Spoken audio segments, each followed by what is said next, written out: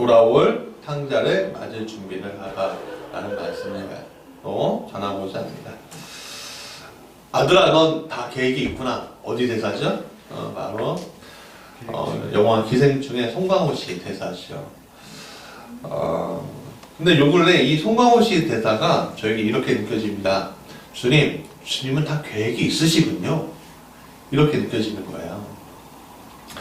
이 코로나19를 경험하면서 이거는 가혹한 하나님의 징벌일까? 이런 생각이 들었습니다. 초기에 좀 있었어요. 왜냐하면 이게 말세적인 상황이잖아요. 이게 한국교회에 대한 경고의 메시지는 아닐까? 그런 생각도 들었어요. 왜 이런 질병을 하나님이 우리에게 허락하실까? 우리가 다 그런 생각을 했을 거예요, 사실은. 그러나 이번에 이단 사이비 신천지가 드러나는 일련의 사건들을 보고 또 JMS라는 그 사이비 집단에 드러나는 사건을 보고 이런 생각이 드는 거예요. 아, 주님은 다 계획이 있으시군요. 이렇게 생각이 드는 거예요. 물론 오해는 금물이에요. 코로나19로 인해서 고통받는 이들을 생각하면 참 마음이 아픕니다. 사실. 또 연세가 많으신 분들은 이게 아주 치명적이더라고요.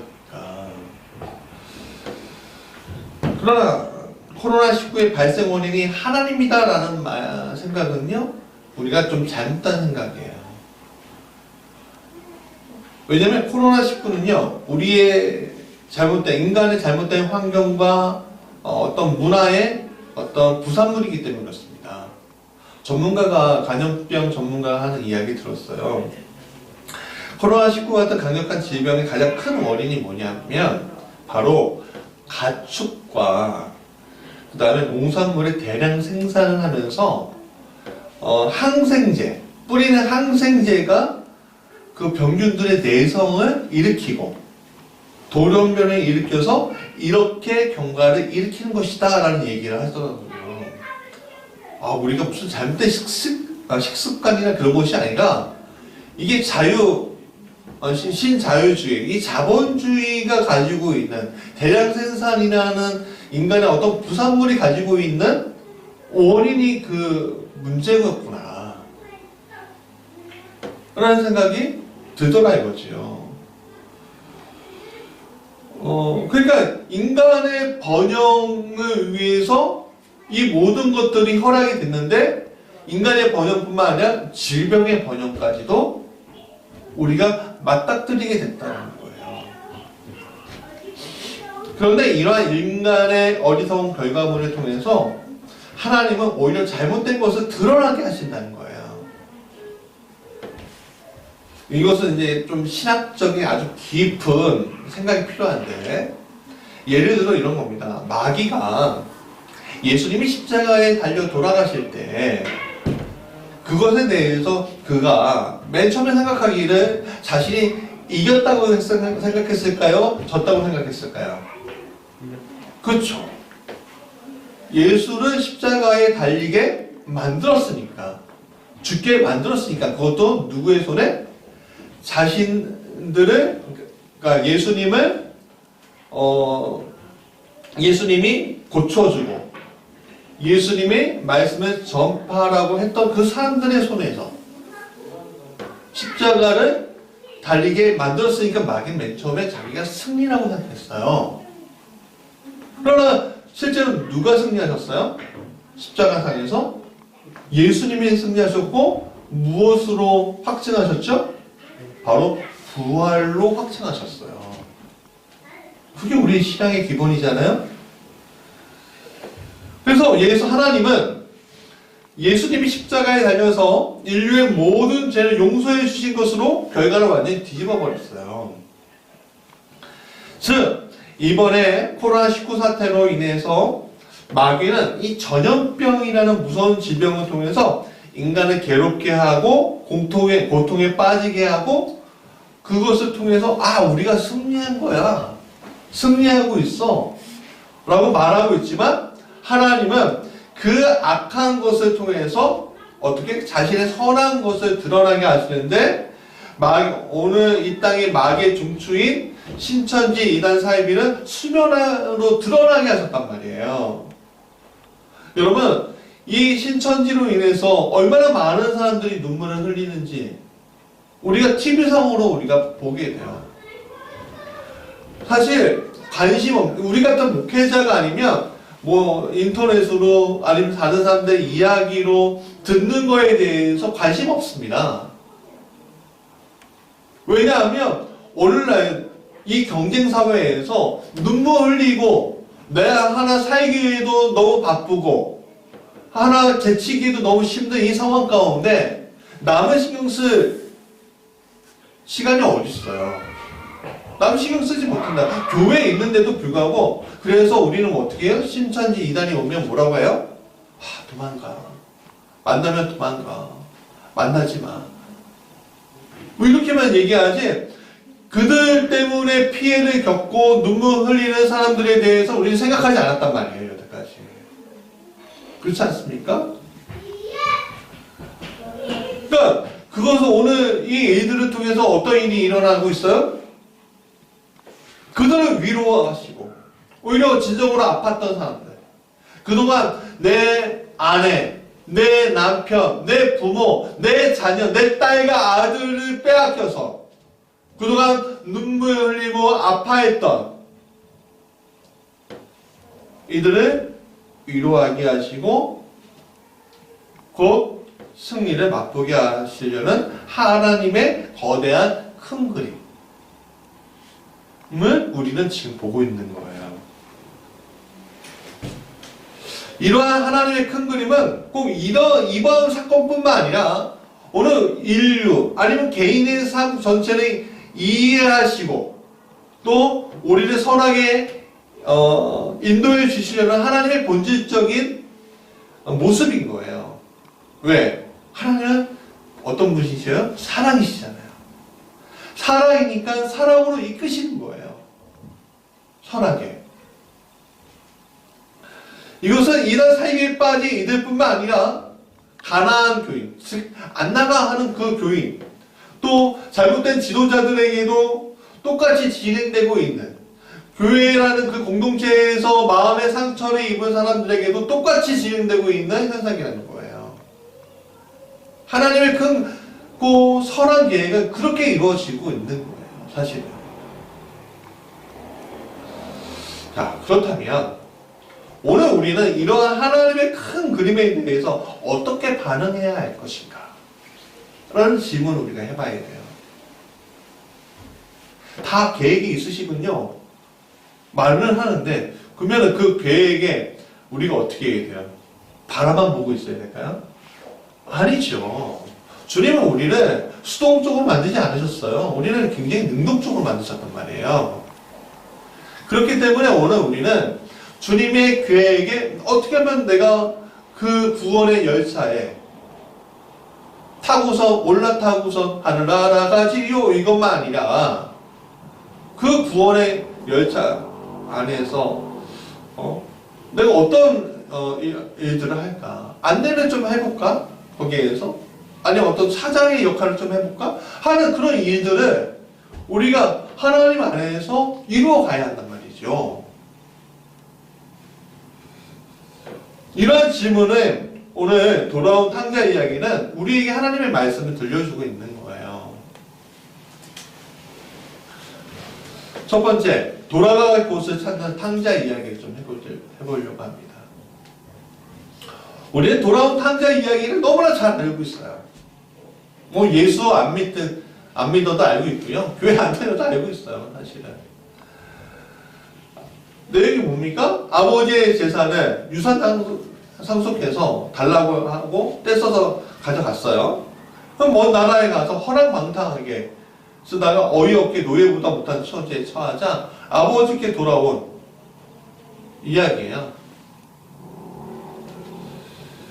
이 작은 아들의 이야기를 통해서 우리는 때로는 이 본문을 통해서 예전에 내 모습을, 우리의 모습을 투영시키기도 하지요. 내가 예수님을 몰라, 내가 하나님을 몰라 이렇게 살아왔다가 다시 돌아왔습니다. 저는 돌아온 탕자입니다. 이런 식으로 우리를 투영하기도 해요. 혼인 다 그렇게 얘기해요. 근데 오늘 그 범위를 좀 넓혀보고자 해요.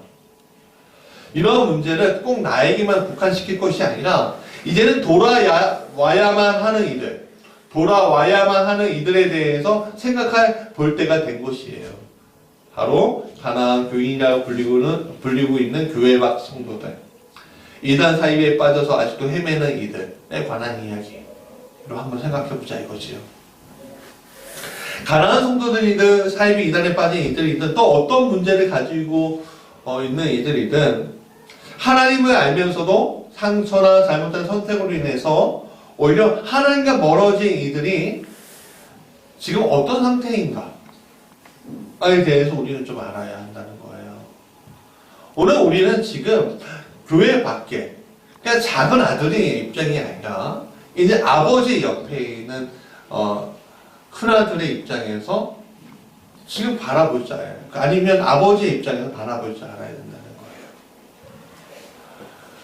자, 13절, 14절 같이 읽어볼까요? 시작. 그 후 며칠이 안 되어 둘째 아들이 재물을 다 모아가지고 먼 나라에 호랑방탕하여 그 재산을 낭비하더니 다 없애고 그 나라에 크게 훈련이 들어 그가 비로소 궁핍한지라. 본문에서 아버지를 떠난 작은 아들은 처음엔 잘 나가는 사업가처럼 보였을 겁니다. 재산을 가지고 친구들에게 쐈겠죠. 그리고 손님으로도 대접을 받았을 거예요. 그리고 그가 생각하기에 이제는 평생 아버지의 돈이 없어도 그동안 친구들에게 투자한 것으로 난 잘 먹고 잘 살 수도 있을 거야 라는 생각도 했을 거라는 거예요. 이 행간을 읽어보면. 근데 그 계획이 어떻게 돼요? 완전히 수포로 돌아갑니다. 흉년이 들었어요. 흉년이 들면 어떤 일이 일어나요? 민심이 각박해져요. 그리고 각박해지면 어떻게 됩니까? 손님의 자리에서 이제 쫓기는 거예요. 뭘로? 밥충이가 되는 거죠. 내가 지금 우리 아이 먹을 것도 없어서 힘들어 죽겠는데 쟤를 데리고 살아? 아무 필요도 없는 저 낯짝 두꺼운 쟤를 데리고 살아? 사람들이 그렇게 생각할 거란 말이에요. 그동안 자기를 위해서 밥도 사주고 자기 아이에게 선물도 사주고 자기 아내에게 크게 해줬던 나에 대해서 민심이 각박해지면요 그렇게 생각해야 한다는 거예요. 여러분, 인간의 계획이라는 것 자체가 이렇게 허무할 줄 알면 사람은 그렇게 하지 않을 거예요. 맨 처음부터. 그러나 그것을 알기란 지극히 어렵다는 거예요. 생각보다.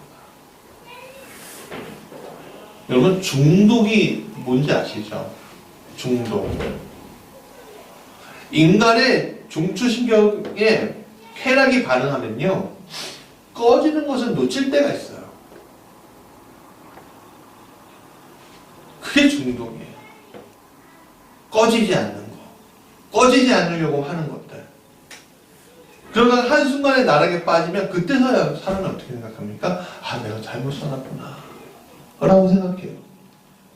여러분, 내가 지금 잘 나가고 지금 아무 걱정이 없을 때 내가 지금 잘못된 길로 가고 있는지 몰라요, 사람들은. 맨 처음엔 주저하죠. 왜? 가본 길이 아니고 또 우리가 생각하기에 이건 아닙니다 라고 이야기했던 길이기 때문에. 그러나 한번 발을 담그면요 또 한 번 발을 담가요. 왜? 쾌락이 그것을 마비시키는 거예요. 참 무서운 겁니다. 그래서 한 번 질주하면요 끝이 없는 거예요. 뭐가 떨어질 때까지? 기름이 다 떨어질 때까지 달려가는 거예요. 그 나락에 빠진 아들, 이 작은 아들은요 돼지치는 일을 하게 되었다고 했어요. 여러분, 유대인들에게 돼지는요 율법으로 가까이 하지 않는 존재였습니다. 그런데다가 돼지가 먹는 주연 열매도요, 배고픈데 먹지 못하게 되니까 얼마나 비참하겠어요. 사실 이 주연 열매는요, 제가 그 그리스, 터키 쪽에 갔을 때 이 주연 열매에 대한 이야기를 좀 들었어요. 제가 알기로는 이렇게만 들었는데, 사실은 이게 좀 하류층, 그 노예들 있잖아요. 아니면 좀 하류층에 사람들이 먹던 음식이었대요. 그러니까 돼지하고 같이 먹는 거죠. 그러니까 오늘 우리도 곡식들을 사료용으로도 쓰잖아요.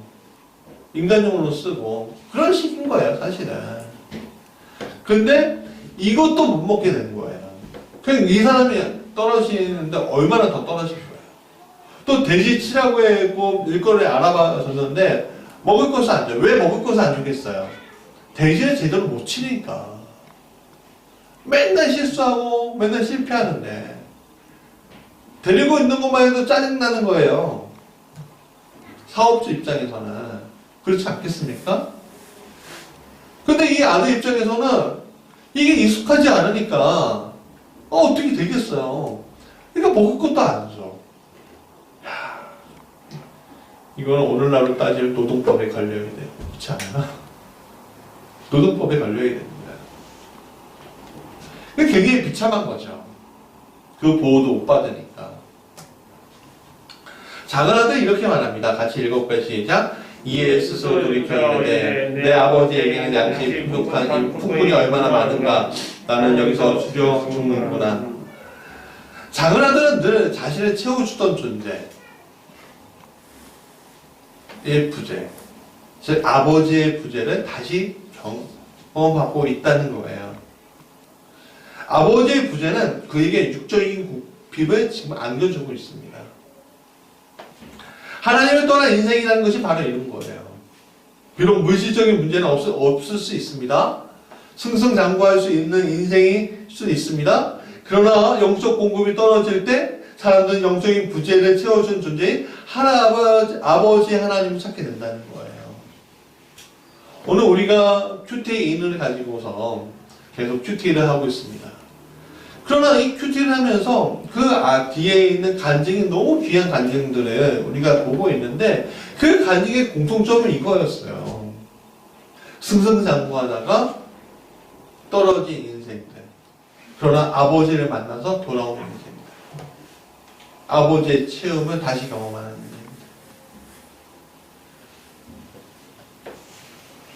그러나 많은 사람들이 이런 영적인 공급자이신 하나님을 다시 만나게 되는데 굉장히 주저하게 됩니다. 그동안 하나님을 거부했던 것에 대해서 미안해서 다시 못 가고요. 삶이 심자였던 것에 대해서 낙인시켜서 돌아가지 못하게 되고요. 또 여러 가지 이유로 인해서 돌아가지 못하게 되는 거예요.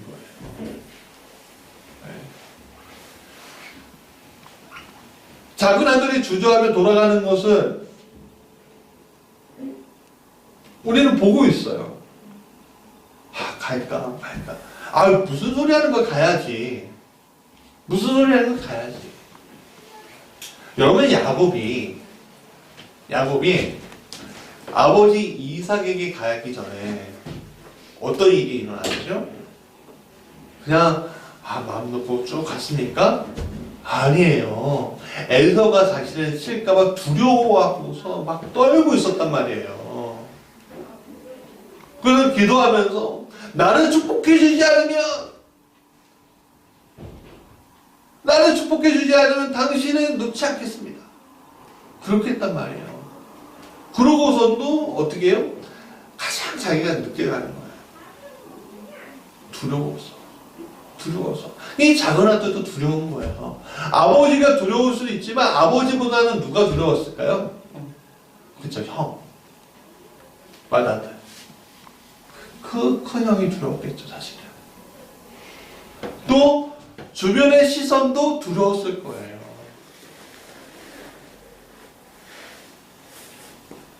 그런데 그러다가 한 번쯤은 결단을 내리고 다시 돌아가는 것을 결정할 때가 있죠.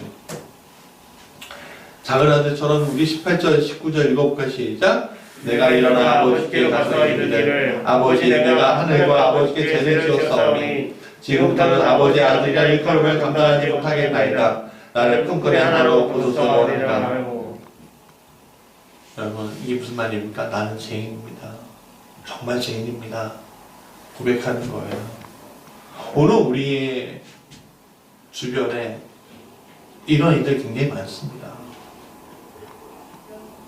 왜냐하면 사실 교회 문제라고도 이야기할 수도 있어요. 사실 왜냐하면 한국 교회에서 사람들에 대해서 진짜 사랑합니다 라고는 얘기하는데 진짜 사랑이라는 게 뭔지 보여주지 못해요. 또 말씀에 대해서 정확하게 안 가르쳐줘요. 그리고 항상 그 안에서 갇혀 살아가고 우물한 개구리처럼 젊은 사람들에게 보면 교회는요 우물한 개구리들이 모여있는 공간으로도 보여요. 그러니까 답답한 거죠. 또 하나님 말씀이 신선하게 새롭게 계속 와야 되는데 그게 아니라 내가 준비되지 않고 훈련되지 않고 또 그 훈련에 대해서 막 이렇게 하고 하는 그 많은 순간들 안에서 또 상처 있고 또 사회적 비난이나 사회적 여론이나 또 인터넷 게시판에 보면은 다 뭐 비난이에요. 교회에 대해서. 근데 사실은 그 빌미를 교회에서 많이 제공해요. 하나님하고 못 만난 상태에서. 그런 상태에서 오늘 우리 살아가는 이들이 교회 밖에 있는 경우도 굉장히 많아요. 근데 그들을 어떤 이들은 굉장히 나쁘게 이야기하기도 하고요. 들어오지 못하기도 만들어요. 특히 이단에 빠진 사람들은 굉장히 경계하죠. 그러면 이들을 나 이제 회개해서 아니면 하나님께서 나를 부르시는 것 같은데 그럼 어떻게 해야 돼요? 그러면 다음에 그거에 대해서 이야기해보죠. 자, 두 번째 아버지와 큰 아들의 이야기를 좀 나눠보고자 합니다. 탕자가 돌아올 때 비교되는 두 인물이 나오죠. 한 명은 아버지고 한 명은 큰 아들, 형이에요. 자, 먼저 아버지의 이야기입니다. 아버지는 아들이 돌아오기만은 기다리고 있었어요. 아버지에 있어서 아들은 어떤 존재죠? 이 작은 아들은 어떤 존재입니까? 어떤 존재예요? 아들이죠. 그렇죠? 종이 아니라 아들이에요. 저는 내 아이의 아버지입니다. 첫째부터 넷째까지요. 아이들은 정말 귀하고 중요한 존재입니다. 아무리 아이들이 잘못해도요. 저는 그 아이들을 위해서 희생할 준비가 되어 있어요. 그게 보통의 아버지라면 다 그렇게 생각할 거라고요. 저는 그것을 제 아버지에게서 경험하고요. 제 어머니에게서도 경험했어요. 그리고 배웠죠. 여러분들도 마찬가지일 거예요. 그 준비가 되어 있어요. 자, 예를 들어서 제가 경험한 겁니다. 예전에 부목사 때 할아버지 한 분을 섬긴 적이 있어요. 맨 처음에 그 교회 부목사가 들어왔는데 거기에 이제 권사님 한 분이 자신이 섬기는 목장의 사람들을 소개를 시켜주기 위해서 저를 데리고 다니시는 거예요. 근데 그때 부평에 있었을 텐데 부평시장이라고 오래된 시장이 있어요. 근데 이 오래된 시장은 굉장히 골목골목으로 잘 돼 있는데 거기 한가운데 큰 건물이 돼 있어요. 근데 그 건물 안쪽으로 이렇게 들어가면 포목점도 있고 이렇게 있더라 이거죠. 근데 저를 그 포목점 위층을 올려보내요. 올려보내고 딱 가는데 깜짝 놀랐어요. 되게 으시시한 거예요.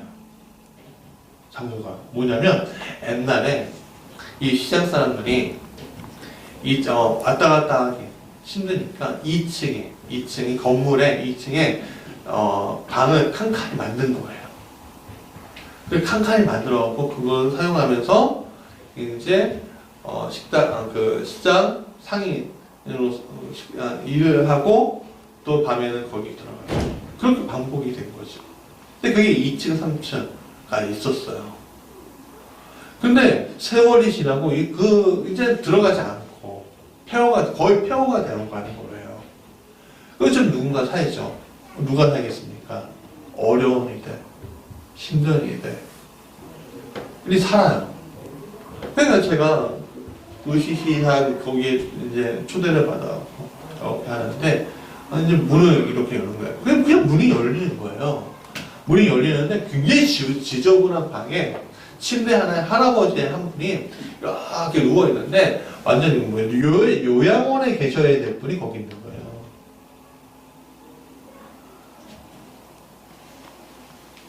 그래서 그분을 소개시켜 주시더라고요. 근데 이분이 예수를 늦게 믿었어요. 늦게 믿고 그래서 이제 주일마다 오시는 거예요. 근데 어떻게 오시냐면 정말 그분이 오실 때마다 제가 감동의 눈물을 흘렸는데 우리는 그냥 보통 이렇게 걷잖아요. 근데 이분이 오려면 한 걸음 한 걸음을요 반 걸음씩 이렇게 천천히 와야 돼요. 그러니까 이 부평시장에서 여기까지 성인의 걸음으로 10분이면 되는데 이분은 1시간 반을 걸려서 오는 거예요. 왜 그럴까요? 받은 은혜가 있으니까 오겠죠. 근데 그분의 스토리를 이야기 들었을 때 정말 마음이 아팠어요. 그리고 감동하기도 했어요. 왜냐하면 이 늙고 병든 아버지에게 그러니까 일주일에 한 번씩 가서 기도해주고 또 기도해주고 그랬는데 이번에 스토리가 이랬습니다. 가난하고 늙고 병든 이 할아버지 가진 거라고는 수고비와 고약한 하수구 냄새나는 2층에 허름한 방 한 칸밖에 없는 이 할아버지가 원래부터 그랬을까요? 그렇지 않죠. 오늘 우리처럼 젊었을 때는 그렇지 않았다는 거예요.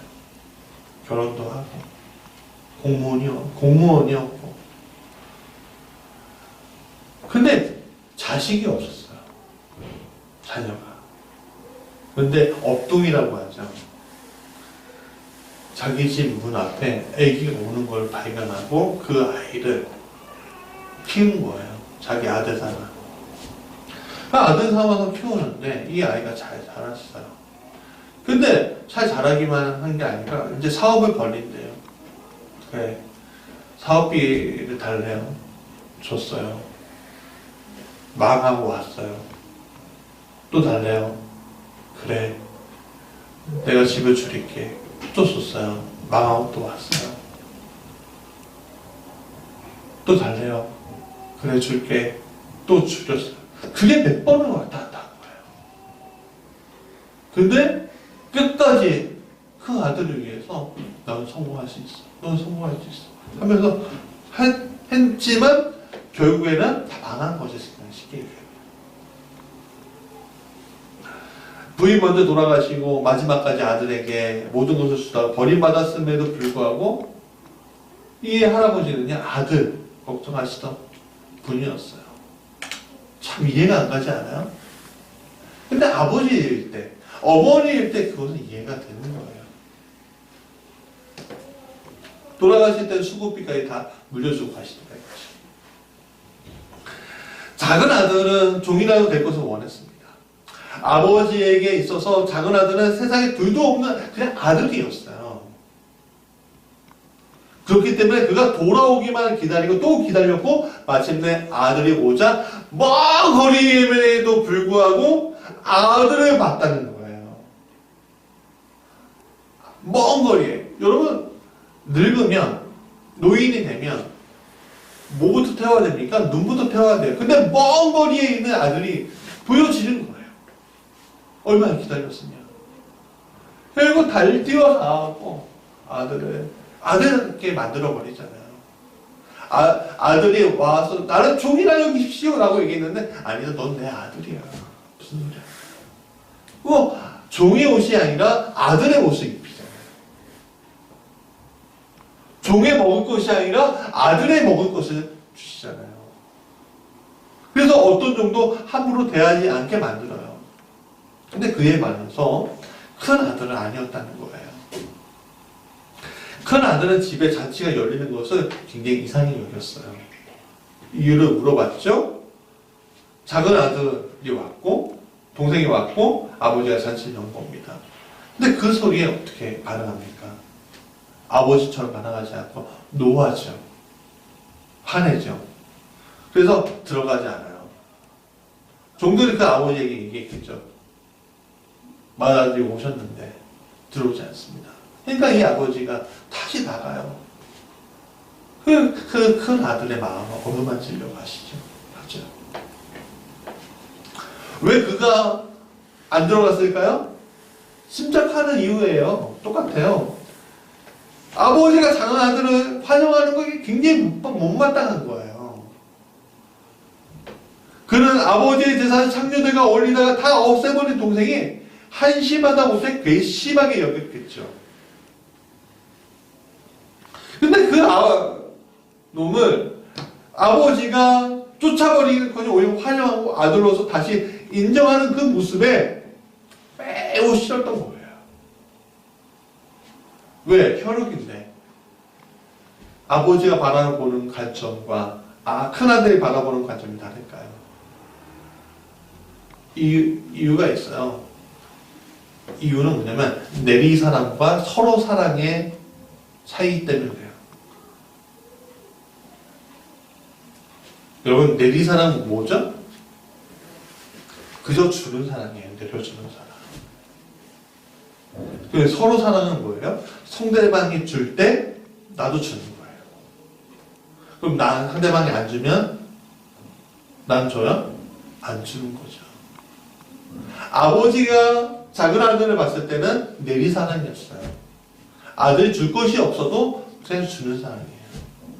그러나 큰 아들, 그러니까 형과 동생의 사이에서 사랑은 뭐예요? 서로 사랑하는 사랑이었단 말이에요. 이 동생이 나한테 순종하고 따르지 않으면요, 큰형도 안 주는 거예요. 또 똑같겠죠. 반대 경우에도. 여러분, 우리의 모습이 이 큰아들과 비슷할 것 같아요. 나를 떠나고 잘못했던 사람에 대해서 사랑할 수 없는 것이 세상의 이치입니다.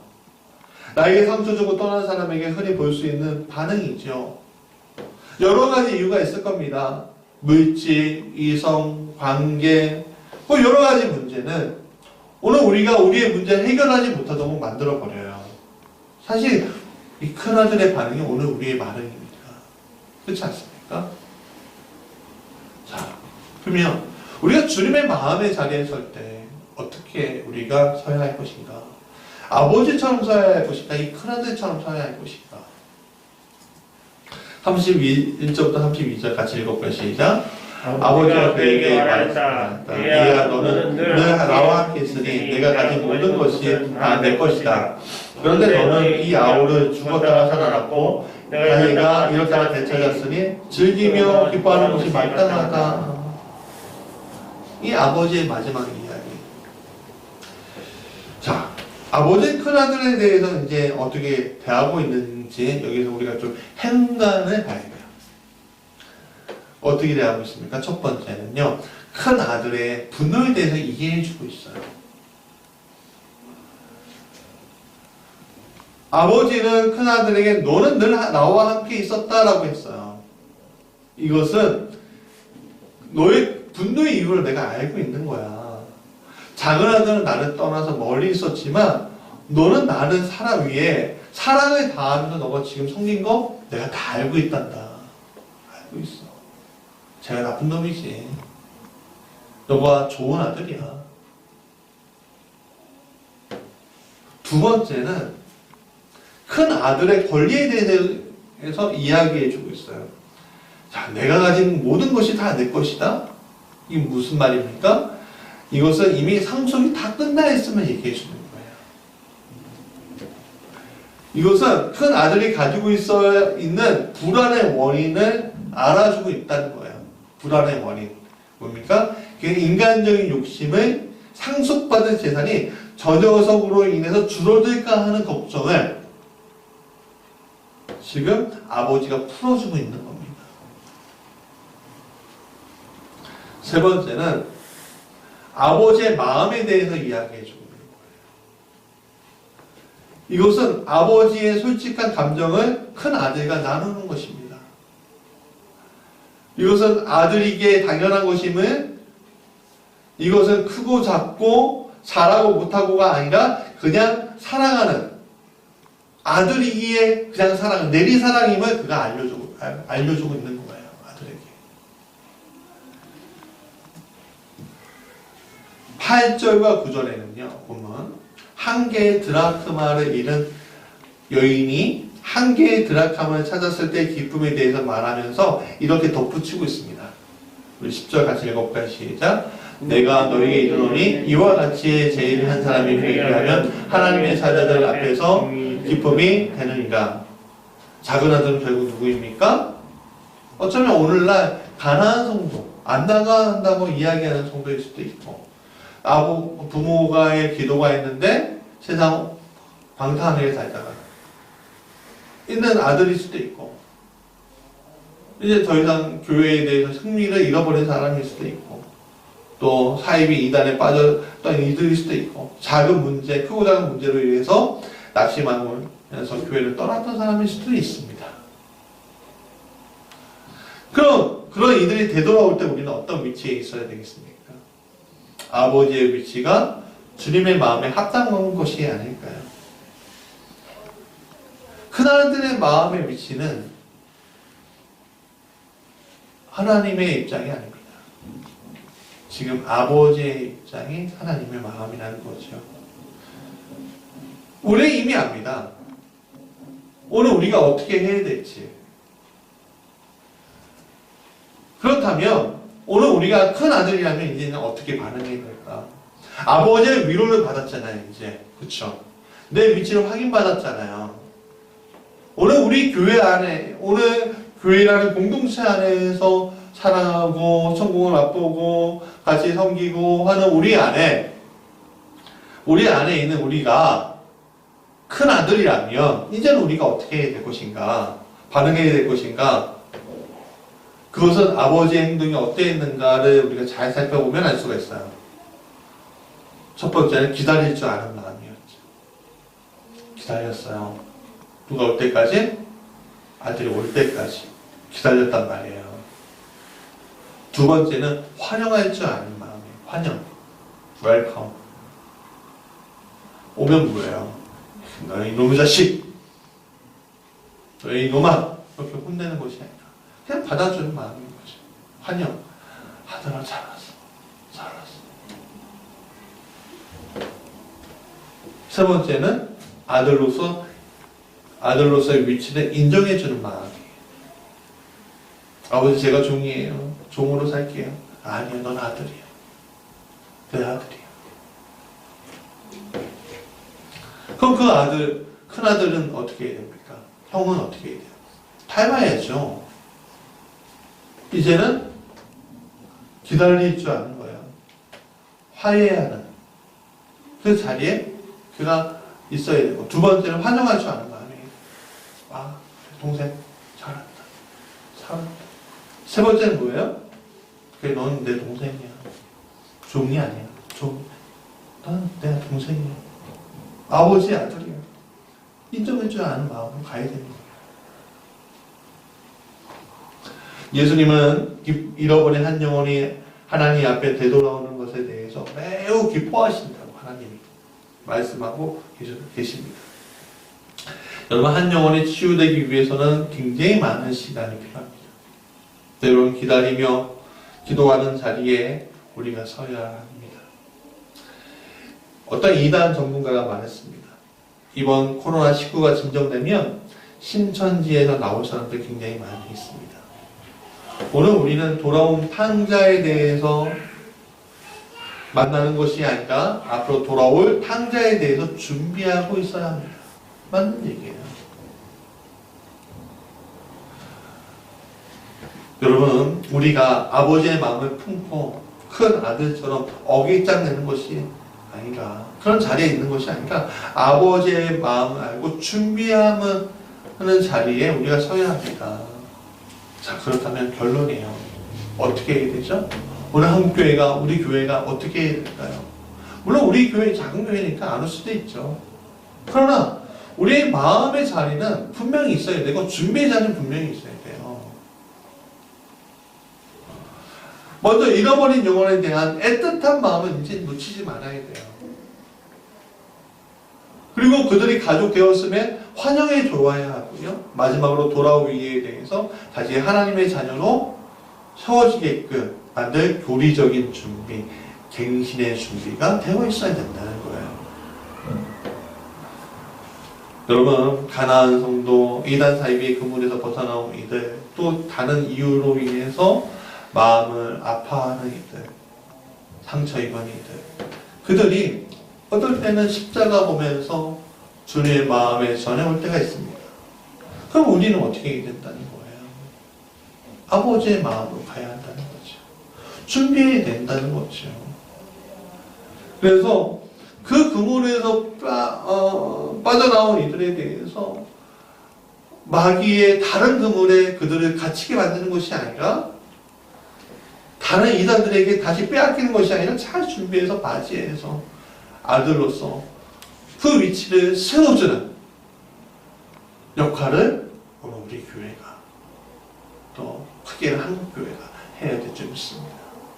또 우리 성도들이 그 준비가 되어 있어야 합니다. 이게 오늘 어쩌면 이번 사태로 인해서 하나님이 우리에게 말씀하고 있는 일이 아닌가 라는 생각이 들었습니다. 우리 찬양하죠.